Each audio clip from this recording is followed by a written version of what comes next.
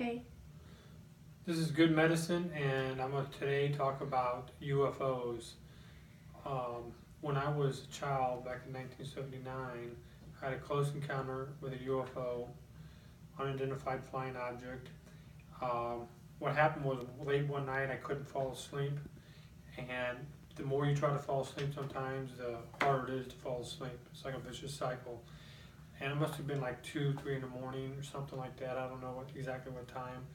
And all of a sudden over these treetops, to my utter amazement and surprise, came this flying disc-shaped aircraft.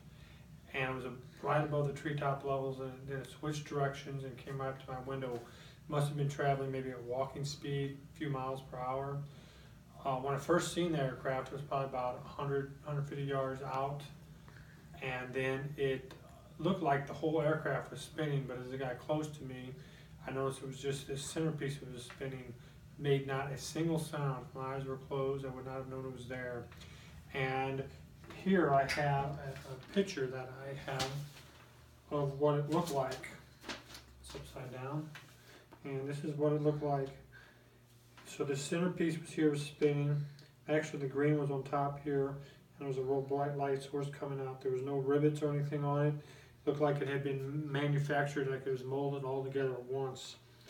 And there was a red light on the bottom, and it did make no sounds, didn't have anything characteristics of original aircraft that I've seen.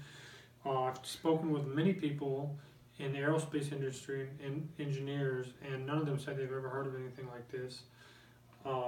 If they did, I think someone would have told me. Ever since then, I've been researching UFOs and reading a lot of stuff, and some of it can get out there really far, and I can understand why it's got kind of a stigma to it. But if we think about it realistically, there's tens of thousands of people, millions of people maybe, who've seen strange aircraft in the skies, all different types of shapes, a lot of different disc shapes.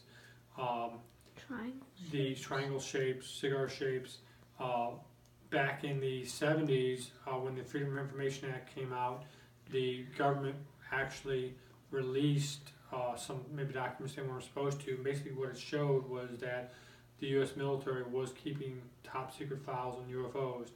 And why would you keep top secret files on UFOs if they didn't exist? So the government has kind of had kind of a schizophrenic approach to this topic, where on one hand they're keeping top secret files, on the other hand they're ridiculing people for doing it. They did have a program, that Blue Book, back in the 60s, 50s, 60s, that they were looking into, but that seemed to be really as if they were really going nowhere with that on purpose. But we do know that they do take the topic seriously, and the question is why. Someone that's really good on the topic that you can find on YouTube is a guy named Richard Dolan.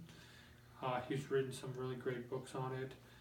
He's given a lot of great speeches, and he doesn't go off in the deep end. He was a history professor who somehow got interested in the topic from studying it from some historical documents he came across, and it piqued his interest. Why in the world would the government be interested in this?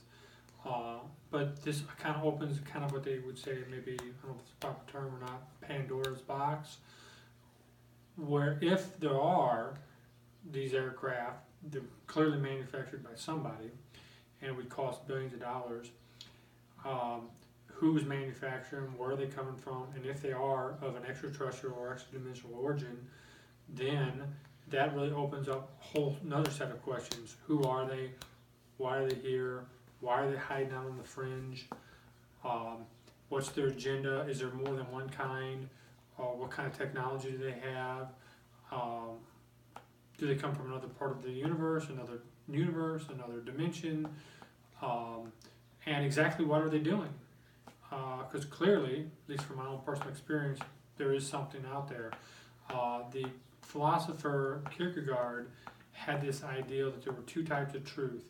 One was subjective, another one was objective. An objective truth is like a scientific truth.